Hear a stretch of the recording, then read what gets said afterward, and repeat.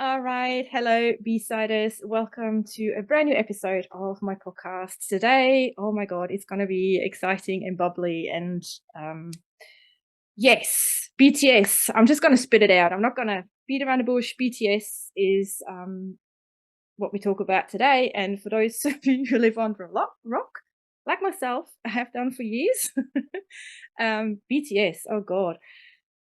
Maybe I'll let someone who's a bit of an older army explain who BTS is for those who don't know, and then we'll dive into a bit more what Barbara actually has to do with BTS from an Australian perspective. But first, welcome, Barbara, to my podcast. Thank you so much for being here today and talking about BTS. Oh, good. Hi, everyone. Hi, B. I call you B. I'm B. You're Yes, B. There you go. And this is the B side. So, yeah, and we're talking about BTS. So all the good Bs out there. triple. I know. So Barbara is one of the amazing armies, and again, for people who don't know BTS, which I think is would be pretty crazy because they're so all over the place these days. ARMY is the name of the fans. So just to get that out of the way with, she's an older ARMY, and I don't mean that from an age perspective. She's been a fan a bit longer than I call myself baby ARMY. So there you go. And she's running the Australian Army Facebook group here in Australia, obviously. And there's nearly 15,000 people in it, Yes. 13,000, 15,000. I can't Yeah, remember the actually exact number. 15,000, 15. more than 15,000 now. We're trying to uh build up as well the number of members in the Instagram page, just because it's another platform that a lot of people use. Some people don't use Facebook; they use Instagram. Mm-hmm. We also have a Twitter account. There's just another army running that one. But with Facebook, it's been more of, I guess, a community in that sense, because you do know who the members are on Facebook, and Mm. it it has become from a previously a sharing venue, a sharing platform. It's now become more of a, like what I said, a community platform where people actually get to meet other armies. It started with just, small get-togethers like cup sleeves, which we do for members of the group when we celebrate their birthdays, to now like bigger events like movie screenings, watch parties, any milestone about BTS that we can celebrate. So, yeah, we've gone up in terms of member count, close to 16,000 now, and wouldn't be surprised if a lot more people actually join this wonderful fandom. Yes, I've been a part of your group for not so long, but it's a wonderful community, very chilled and easygoing and supportive, and yeah, I love the fact that there's kind of no bickering, which you see a lot in other groups. So We try to create a safe space as yeah. well. We do know social media can sometimes be very, very intense and very, challenging.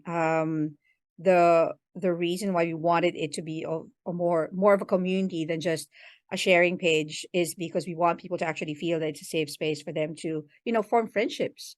And that's the whole reason why we try to encourage a lot of army activities, is that we want people to realize, or army in Australia to realize, that you have a lot of other armies there that can share this passion and this love for BTS with you. You don't, I mean, if you want to be an army on your own, that's perfectly fine as well, right? But if for those that are worried that they don't have any people to share this love and this passion with, there's actually 15,000 others out there.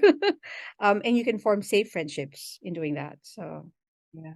And that's one thing I've still discovered, but discovered fairly early on, is that the fandom is very, very supportive of each other. That's my experience. And yeah, sometimes you do feel a little bit of a jealousy if someone can go and see a concert or experiences something, but I think that's just sort of a momentary thing. And then you go, oh, it's actually kind of great it happened, you know? I think So, one of the things with that is like I agree with you 100%. I mean, not going to sugarcoat it. There will be that, definitely that feeling, and it's human nature. You can't help that, right? But yes. the other thing that I mean, personally, I have always been open with, is that people see that other armies are able to do this and experience this somehow serves as an inspiration to others that they can do it as well, right? So we don't just see US Army being able to do that or K armies being able to see concerts. Now you suddenly realize there's a big number of Australian Army that would go out of their way and attend, for example, Yoongi's concert in the States. And that somehow gives the other armies that confidence. And at the same time, it makes it real. It makes it more real. Whereas if you watch US Army go to the concerts in the States, and it's a given because it's so close. But now you see Army travel 4,000 miles, 8,000 miles, Australian Army to do that. And it just makes you realize, oh, if they can do it, then I can do it too. Yes. So we're hoping that's more of an encouragement and inspiration. I mean, the negative feelings, you can't help that. It's a given, but hopefully eventually it becomes more of a positive thing, more of a reinforcement. Yeah. Exactly. And also more of a validation saying, you know what, if people are willing to spend this crazy money, then maybe I can do it too. Saying to your husband, hey, I'll be gone for 2 weeks, I'm just going to do what everybody else does. Exactly. It makes you feel less guilty because, other people are doing it. God. Oh dear. Well, anyway, I guess that just gives you a good idea already what's kind of vibes is happening in the army world. Even without having the boys involved at all, it's just this whole like high energy, inspirational vibe. It's pretty cool, and I've not seen that for a long time, so it's really a beautiful thing. But I would love to know, how did it start for you? When did you first discover BTS, and kind of what was your journey? And there is this saying that you don't find BTS, BTS finds you. And I think every army can attest to that. We all have our own stories, but I'd love to hear yours. Agree 100%, because just to backtrack a bit, I became Army 2018. But to backtrack a bit, in 2015, when I was still in the Philippines, so I just moved to Australia a couple of years ago. When I was still in the Philippines, I was working for the biggest shopping center developer in the Philippines, and I think at some point in Asia. So they do shopping centers and concert stadiums. So this is going to be heartbreaking. In my office, inspirational, heartbreaking. So 2015, my office was facing the Mall of Asia Arena, which is one of the biggest concert stadiums in the Philippines. And it was 3 in the afternoon. I remember this very clearly. It was 3 in the afternoon, 3-ish, and there was so much screaming outside the building. Like I had to peek and see what was happening. And I could see so many, like hundreds, maybe even thousands of young people, obviously mostly girls, screaming at 3 in the afternoon. So I had to ask my assistant at that time, what the hell is happening? And she said they're queuing for a concert. And I go, what concert? It's 3 in the afternoon. And she said, it's not happening till tonight, but they've been camping there for days. And apparently it's for a Korean boy band. And I had no idea. And it was them. It was the Red Bullet Tour. And I knew about K-pop, but I wasn't aware of BTS. I didn't even ask. I mean, they just said it was Korean band. I didn't even ask who, but it was them. And my bosses at that time met them backstage. Like literally with VIP passes. And I could have been there with photos. I told you it's heartbreaking. And I try not to think about it too much, but the first time I think I cried the first time I realized it was them. So fast forward to 2018. I moved to Australia actually in 2016, and I moved here. I left that job, that good career, left it because I was engaged to an Australian. And I'm a single mom, by the way. So I have now my daughter's turning 29 this year. So at that time we moved to Australia, and my ex-fiance wanted to start, a life in Australia. So left behind a career, really good career, left behind an amazing life in the Philippines. And, I have an amazing life in Australia as well. But there were a lot of sacrifices that had to be done to do that move. And I'm not young. In that time, I wasn't that young anymore. So it was a really, really major life move, life decision. And unfortunately, it didn't work out. The moment we got to Australia, he became a different person, and he found someone else. and he broke off the engagement and went with someone. So I was left with basically not having an idea what to do. So I had to start from scratch here. Moving to Australia, I had to start from scratch career-wise. So I was back to building my life again. And obviously with my daughter with me, it was really hard, right? And I had to go through a stage where I needed to, because I had that was such a dark moment that there were times when I almost wanted to end it. And I was having anxiety attacks. And my daughter was just out of uni that time. And it was both her first time to live outside the Philippines. So it was, and we didn't have anyone. So, I mean, obviously we're workmates and friends, it's different. We didn't have family here. So it was, we had to cope. And then obviously when you were with someone for almost 7 years, and then suddenly you're left hanging, what do? You try to figure out what's wrong with you. And I started sleeping around. And I was going from one relationship after another, after another, after another. And it was just to basically just find some sort of reason and meaning to what was happening. And um it was just so bad that I was just trying to find an answer basically to why it happened to me. And then I was walking on the beach one day. Before that, sorry, just backtrack a bit. Before that, I was actually home just watching Netflix and I was cruising through shows. And a show called Explained showed up, which is an anthology about, different topics. And one of them was actually K-pop. So I went through, I clicked on the show and I watched it. And also because I have some sort of knowledge of Korean pop culture because I used to manage an English school back in the Philippines about 17 years ago. But that was not because I was interested in the culture. It just so happened to be a job at that time that I stumbled upon. So I watched it and then I've always been, we've talked about this, I've always been interested about, I've always loved boy bands, I've always loved music.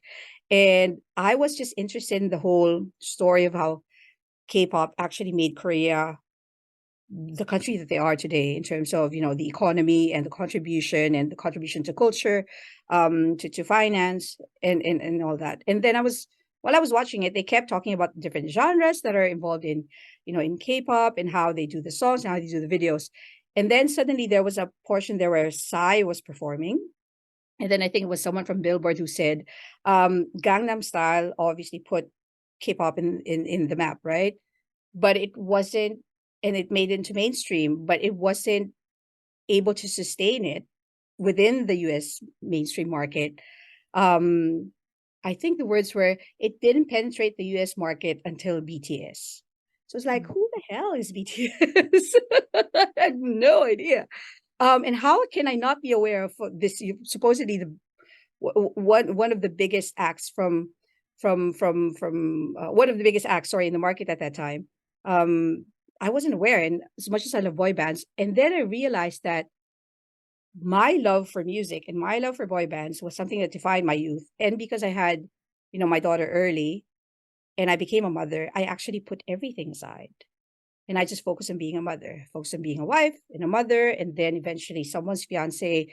And I was always someone else's someone. So and then I went to look at BTS, and then I went to YouTube and stumbled upon DNA. That was the very first music video that I saw. And then I was just amazed. I was just in awe. I think my mouth was hanging open for the first couple of minutes of the music video. The dancing was so on point. The colors were amazing. The aesthetics were insane. And that's what started it. Just that video. And then I started watching, one video after another. So I wouldn't say I became ARMY in that sense, but I did fall into the rabbit hole. And I started listening to their songs and I started loving the music, loving the voice. I mean, I wasn't aware of who's who just yet. I think RM stood out the most because he's definitely, he's the leader. And then Jimin actually and Jin, they caught my eye first, but I didn't know everyone else yet. then I started just becoming interested in the music without actually looking at what each song means. And then there was um that moment by the beach. I was walking by the beach and I was listening to Answer Love Myself. And then I looked at the English lyrics, the translation, and it actually talked about how why is it that it's so hard for you to love yourself? It's easy for you to love other people, it's so hard for you to love yourself. Why is it that the standards you put on loving yourself are so harsh that you can't, it's within that line said, why is it difficult for you to love yourself? And then I started crying, like seriously. I was at the beach and I just started crying. It just hit home so much. And then I realized, what am I doing with my life? And then that's when I felt that connection. And then I started realizing, you know what, maybe there's something to it more than just liking the music. And then I became interested in what their music represents, not just the colors and the aesthetics and the sound. It's what the music represents, it's what the message represents. And then I started becoming interested in how they are as people and as musicians. So the UNICEF speech came about, the positivity came about. I started discovering all these positive messages they bring out, their involvement with the youth. And then I realized, oh, okay, this is something that I can actually get on board with. And then I became a member of the Australia page. And that's when things started really, really happening. I realized, you know what, maybe my calling is not to be someone else's wife or someone else's girlfriend. And there's nothing wrong with that, 100%. But it's just I've been giving myself too much to other people. But then I realized maybe I should love myself now. And then that's when I started filling my cup. And then that's when I started doing things on my own first before I actually became, I became an admin, one of the admins for the page in 2018. But before I did that, I became, I started doing things first that I wanted to do when I was younger that I couldn't do. And then I realized listening or being part of this just before being part of this fandom, just being just loving BTS gave me that confidence to suddenly learn a new language. My very first solo trip was going to Korea on my own, and I was prepared, not speaking the language yet at that time. I was prepared to be scared, and I was prepared to, go back immediately once I started feeling lonely because it was in the middle of winter. And then I have, my first solo trip ever outside, my first solo trip ever to a country that, English isn't the first language. So, but the 2 weeks there, I realized, I can actually be just on my own. And then I realized what pulled me through was the fact that I was listening to their music the whole time. I managed to walk for hours, not even minding where I was going because I was listening to their music. And I don't know, it's hard for some people to understand, but having that gave me such comfort that I felt that I was amongst the company of friends, which is strange if you're not aware of how you know what I mean, right? Yeah. I So think I do. right, so it's just Yeah. it's hard to explain it to people who don't get to experience it. But Mm. it then I realized I could start doing things that I haven't done before. Then I went to my first BTS concert in 2019 in Singapore on my own. I don't have a lot of army friends yet at that time. The ones that I have are online friends. I went on my own. I met one of my good friends now who's also army in that concert, and we've been to several concerts after that. I went to Mosh on my own. My daughter was like, you're probably crazy. How can you go to Mosh at, how old was I at that time? What, 40, 45? She said, why, how are you managing? How are you even, she wasn't able to digest it. She's like, you're in your 40s and you're going to Mosh. And I was like, well, you know what? If I don't do this now, I won't do it. I don't know when I can do it. So just some examples of how I managed to conquer things that I probably Mm. wouldn't have done if I didn't have that confidence to do it. And I just realized that they've what's the right word? They made me realize what I missed out on when I was younger. That it's not too Mm. late. It's not too Yeah. late to follow your dreams. It's not too late to do things that you wanted to do. It doesn't have anything to do with age. It doesn't have anything to do with, I mean, obviously we're fearful of some things, but Yeah. it's just they just opened up this entirely new universe for me that I Mm, realized that I didn't need to be validated by someone mm. to be able to love myself in that sense. And that's a huge thing. The whole loving yourself. It's yeah. It's even before I kind of discovered BTS. It was this whole process of, filling your own cup up Yep. first, look after yourself, and you know, do things that are good for you, even if other people don't approve, and all this kind of stuff was, I think it's common knowledge to 99% of the population that that's how you actually can make other people happy if you make yourself happy first. But actually putting that into practice is sometimes so, so hard. And I feel, and I hope, you would agree because you've obviously been there longer, but I just feel that the vibe and the energy that comes from the guys is, it kind of gives you that confidence until you have it yourself. Yep. And then it's like they're sort of these brothers you never had. They're just standing there and going, "Yes, go girl." It's this kind of vibe that's coming out. And yeah, so I'm glad you found that, and you found that strength, and you did all this. I mean, hats off to you. Thank you. You Because sort of you sort of realize that, and I don't know about you, but I still feel like I'm 25 in my head. no, yeah, It's exactly. just my body that's gone a bit older, and there's some aches and pains here and Yeah, there. But yeah, yeah, yeah. I'd still love to go to mosh pit. Yeah, exactly. You Exactly. know, It's nothing's stopping you really, right? no. So When I started amazing. going to all these concerts and going outside the country to see them, and my family was just in awe. They were so I've never honestly since I was young, I've never really not been in a relationship. I've always been in a relationship. I'm the type of person that I have to have a relationship. It's just me. And that's when I realized I've never done anything. And this is no disrespect to, people in relationships, or no disrespect to the people that I've been in a relationship with. But even without a romantic relationship, I've always had a relationship with my daughter, for example. When I was raising her, everything was about her. And there's nothing wrong with that. But then they grow up, the kids grow up. And then suddenly, what do you do with your life? Yeah. Right. So that was one of the things that opened my eyes when I realized that I actually can do something on my own. That's just mine. Like my Yeah. relationship before, my ex fiance loved rugby. So I was watching, all the rugby games that he likes. And it's nice because you share that with him. And my daughter is an ice hockey player. So I loved ice hockey because I shared that with her. But then when I remember when my daughter was like 7 or 8, and we were in one event, and there was this question about how would you describe the person you're beside with in one word, and of course I described her as ice hockey. And when my daughter had to describe me, she said work.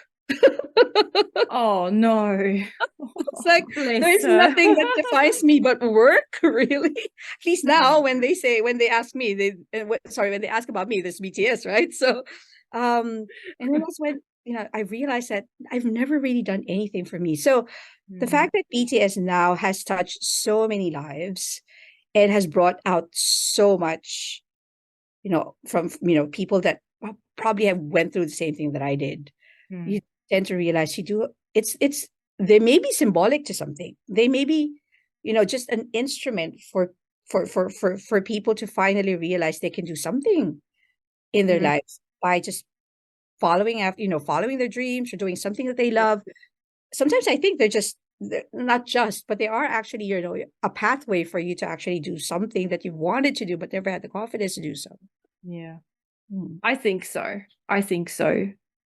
Um, I mean, there's obviously, if you're not, and I guess because they're so huge right now and they have such a huge, huge fandom, it's, yeah, but I think there's other fandoms and other groups who are fans of other like musicians, if that's heavy metal, whatever else you're into, they might get the same message True.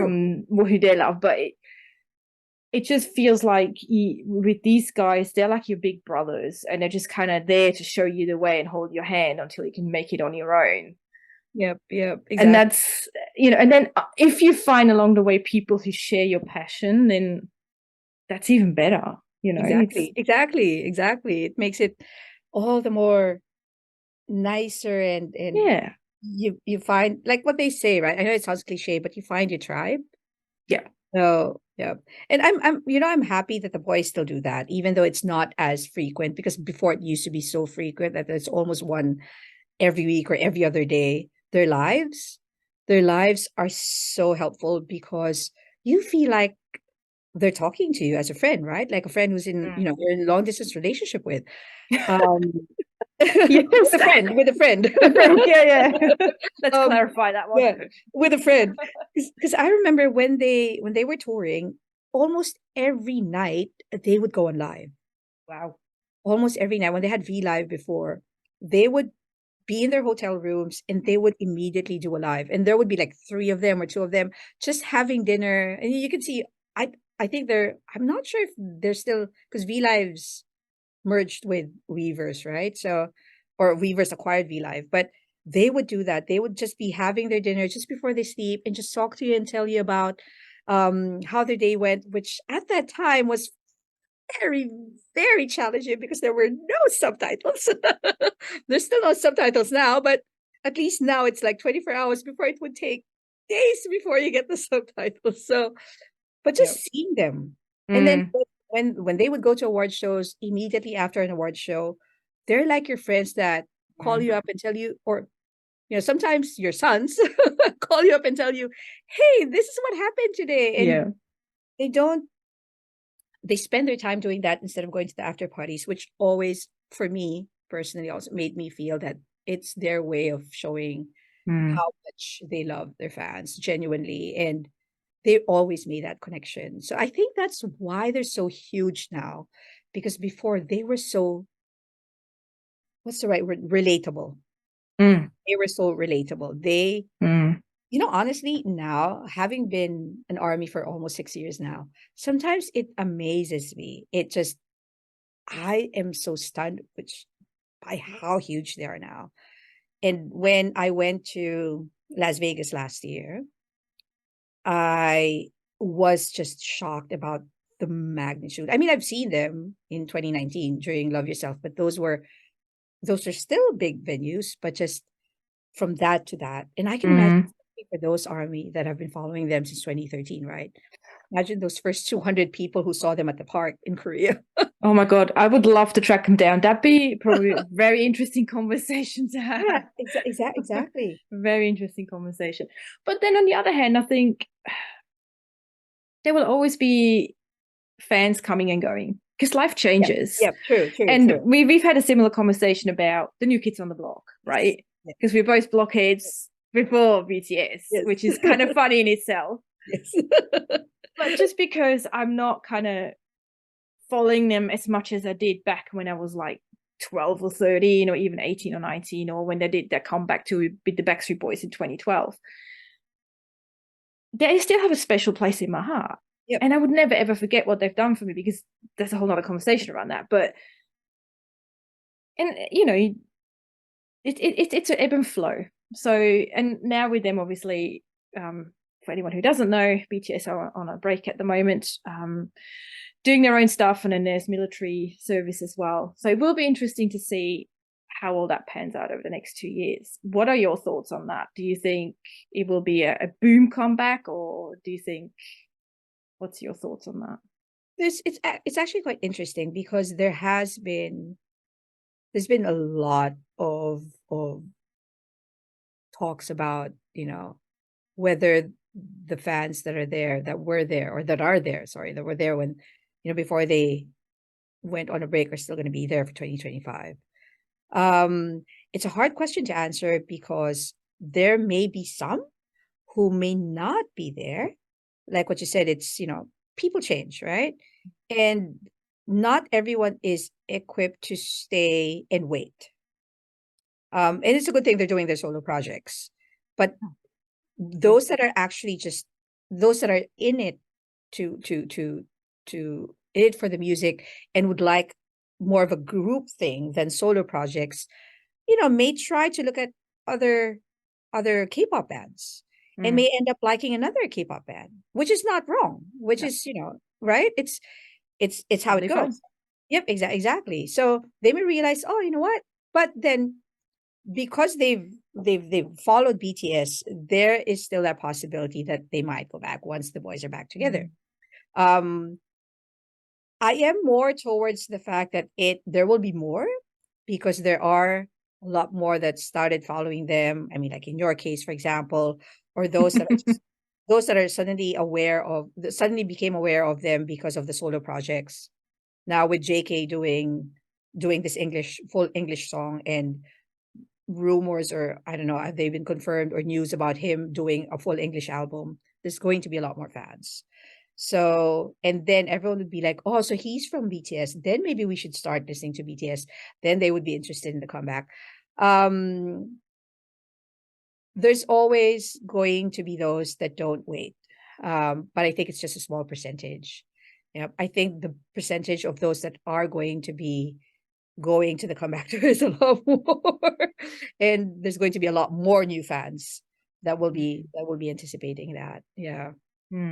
Yeah, so it's going to be Hunger Games all over again. That is part of the excitement. Don't worry. Oh, I'll tell you one thing. I hate ticket buying. I so suck at it. Anyway, that's a whole other conversation as well. At the end of the day, what's going to happen is that if and when they do their comeback, it's going to be a world tour. So just pick whatever. Just try to buy a ticket in whichever country and worry about that later. That's good advice. I'll remember that one. Oh, yes. Well, you've obviously mentioned the song that you discovered BTS with, but have you got one that's a constant in your life and that you kind of turn to a lot? Like a comfort blanket maybe, or a celebration song, or yes. are there several? Actually, I have one fast and one slow song. Okay. The fast song is Boy in Love, not Boy with Love, Boy in Love. The older one. For some reason, I don't know why. I I just love the song so much. It's like my morning song. It's, start the day on a high note. It's just top of the list. And because they did it in 2014. So you can just imagine how happy I was when I went to the Mellow Music Awards in 2019 and they performed it in full. And I was like, oh nice. Nice. That's the fast one. Slow one is Dulcet 2-3. So I've got a lot of catching up to do. I'll put my hand up to that. It's a slow process. It's an amazing song. Hoping for more good days, and I haven't heard that live yet. So there's still something to look forward to. Yeah. Just hoping for more good days. It's just something about the song, and that song was what kept me. Actually, I have to say that was a song that I was listening to over and over again during my first trip to Korea. Okay. Yeah. Nice. Oh, there's so much other things we could probably talk about, but I feel the main thing that comes with BTS is not just the music, and they're not just, 5 good-looking young men, which they are now. They're not boys anymore. Did I say 6, 7? Sorry. Oh my God, my brain's all over. You're probably thinking of new kids, but that's fine. Yes. Oh, thank you. Oh God. Yeah, I probably must have been 7. Sorry. God. Also good looking, not so young men, but there you go. No, still good looking. Still got the right stuff for sure. Yep. I lost my trail of thought then, but never mind. It's okay. No, I just feel like if we can look past the fact that they're good looking and that they're very talented young men and they are incredible musicians in what they do, and obviously the language barrier. I mean, most of the songs I don't understand. I don't care. Obviously everyone goes and looks up the English translations, fair enough. But I think we needed something in this world that gives us hope and strength and fun. Yep. Because this place can be such a drag. People can be so negative all the time. And for me, that's a huge part why I like them. They are just trying to be positive, even if so much crap goes on behind the scenes, and it's not always roses and sunshine and whatever else. They must have gone through some really times. I'm bleeping that out. Yep. So just knowing that we all have this strength in us, we have the smile in us, we have the fun in us, and we can make it through another day. That in itself, I love them for that. I don't even need the music, just that message. Yeah, we need it so desperately. So that's, for me, that's the big part I get out of them. No, agree, 100%. They just make this world a happier place. Mm. And it could be it's different reasons for different Yes, people, right? of course. It's, Yeah. different time, different reason, different way, but in general, or I guess collectively, they just make the world a happier place. If whether it's through their music or through their message or through just being cute guys like to look at on TV when you're having a really long day and you see them, you cannot help but smile, or the way they goof around and show how good, how real friendships still exist, or how good, sons they are to their family. Just, I mean, no one's perfect, right? I'm sure they have No. their quirks and their own traits to deal with and their own struggles and their own challenges, but it's nice to see that there are still people there that can be talented and kind and and give out so much positivity and not be perfect, but try to be. If does that make sense? Like, I'm pretty sure they want to be, and they've mentioned it a few times that they want to be, just they want to be, because it's a burden to them as well. That so many people love them, and that's Yeah. really hard. Um, Especially Yeah. young people, right? But the fact that they're able to do that and manage all that, all those complexities and everything they have to go through, plus the intensive physical labor that they had to go through when they were touring at such a young age, it's just, you cannot help but just be in awe. And that gives you that encouragement that if these guys can do it, then Yeah. why can I not, Yeah. do it as well? I mean, why can I not follow my own dreams as well if they were able to do it? So, Exactly. yeah. Yeah. Yeah. And that's, like you said, it's a message we need, and encouragement to actually also do something good with your life. Don't just waste it away. Yeah, exactly. So It could be in different ways, it could be in different means. It doesn't have to be, I mean, I would want to be a K-pop idol if I could, but I can't sing or dance. So that's out of the question. So maybe I can do something else with my life. Oh God, no. I don't think I could ever do anything like that. I don't think I'm made for that. My DNA is not made for anything like that. I'd rather be like a fan club organizer or something like that. Yeah, there you go. Behind the scenes for me was always more interesting in a way than seeing the end product, because you see the end product, and I don't mean this in a bad way, but what they do on stage is an end product of the hard labor and all the people in the background pulling their strings Involved in it. so that Yes, they can actually go on stage. exactly. And for me, that was always the more interesting part. So it's encouraging basically anyone to follow their own dreams and not do what everyone else does. So now, if you had one message for especially the Australian Army about BTS at this moment in time, what would that be? To Australian Army? Yeah. Not lose hope that the boys will come back. Actually, that's one of them, because they haven't been here since 2017. And I know a lot of Australian Army travel all the way to the States or to Asia or to Europe to see them. And it's amazing and it's remarkable. But I know there are others as well who want to do that but are not able to. So I just really, really hope they come back. And I'd like to think that they will, which is why we try to, do everything that we can to try and, get hyped to recognize that Australia is ready for them to come back here for a concert. That's on that one part. The other part is that, we're a family. The community is a family. We may not know each other, all of us not know each other, but if you do need someone, if you want to make army friends and you're shy to do that, just if it helps they can message me or they can message anyone on the page that they feel comfortable with. There will always be a friend within the community for someone. And we just try to be together and share love for the boys and, you know, just spread the positivity and spread the good vibes. And then hopefully we can, you know, see them when they do their comeback. But it's always, this is, again, like what I said earlier, this is safe space. So if anyone needs to talk about anything that they aren't comfortable with, if they think that having a shared love for BTS would be a step to doing that, then, you know, by all means send a message or just approach anyone. It's a pretty awesome family. And this is Nice. probably one of the longest relationships I've had.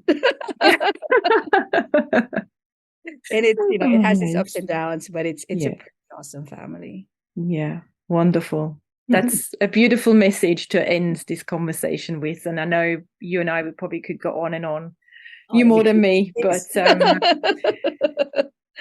yes, I love the fact that, you know, I think the aim is for the next 2 years or however long until we hopefully get an announcement of a comeback tour, that we can just support, encourage each other, you know, be kind, be understanding, learn a bit more empathy, which is one of the things I've been really trying to look at myself lately.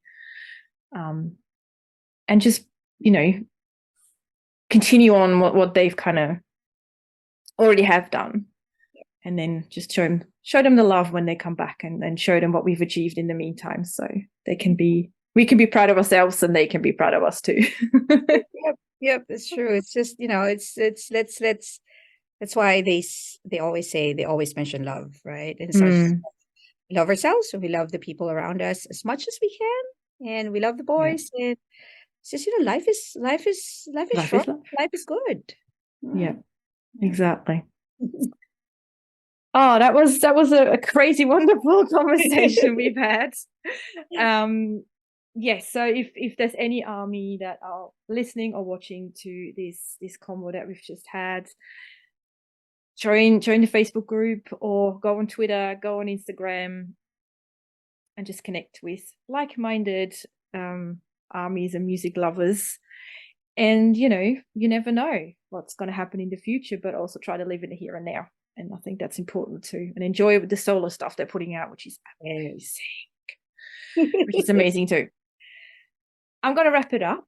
A bit of a different conversation this time, but I loved it. I think the main thing was really important as well. We need this message so bad. And I know we've covered it a few times during our chat, but it is so important to carry that message into the near future anyway.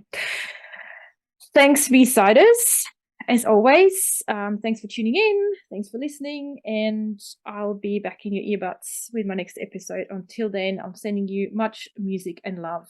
Take care. Bye.